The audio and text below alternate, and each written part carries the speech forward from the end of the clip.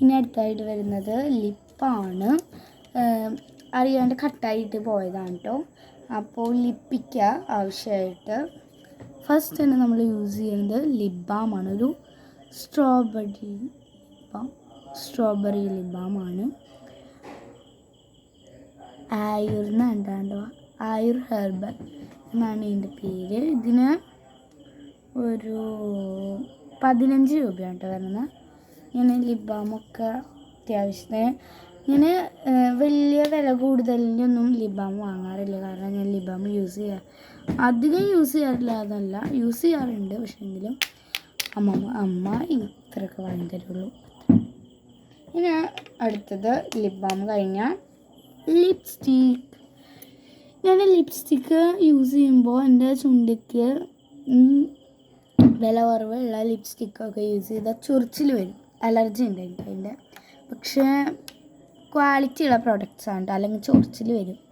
ഇതുവരെ ചൊറിച്ചിൽ വന്നിട്ടില്ല, പക്ഷെ അല്ലെങ്കിൽ വരുമെന്ന് എനിക്കറിയാം. അതുകൊണ്ട് ഞാൻ നല്ല ക്വാളിറ്റിയുള്ള പ്രൊഡക്റ്റ്സാണ് വാങ്ങാറ്.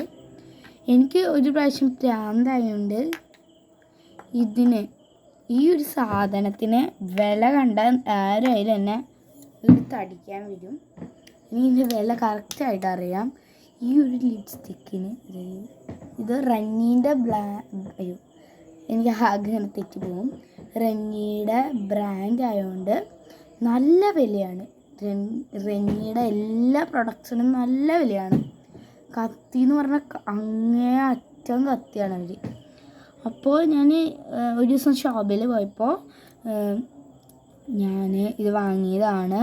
പക്ഷേ ഞാൻ എന്ത് ചെയ്യാനാ, ഞാൻ ഇത് വാങ്ങി വേറെ കടയൊന്നും ഉണ്ടായിരുന്നില്ല അവിടെ. അപ്പം അതുകൊണ്ട് ലിപ്സ്റ്റിക്കും തീർന്നിരിക്കുകയായിരുന്നു. അപ്പം അതുകൊണ്ട് എൻ്റെ ഷെയ്ഡ് ലാസ്റ്റ് കിട്ടി.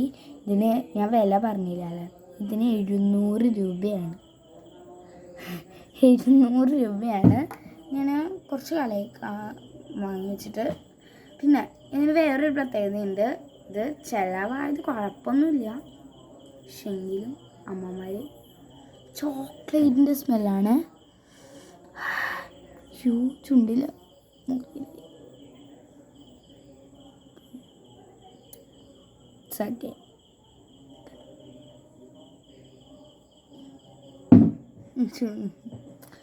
അപ്പോൾ ഇത്രേ ഇന്നത്തെ വീഡിയോയിലുള്ളൂ.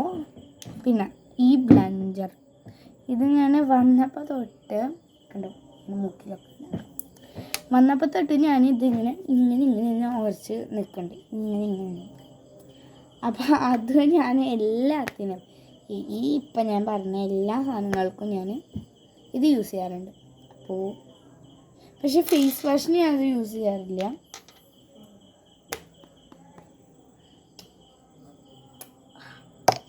ബൈ. അപ്പോൾ ഇന്നത്തെ വീഡിയോ ഇത്രേ ഉള്ളൂ. ബൈ. പ്ലൂം.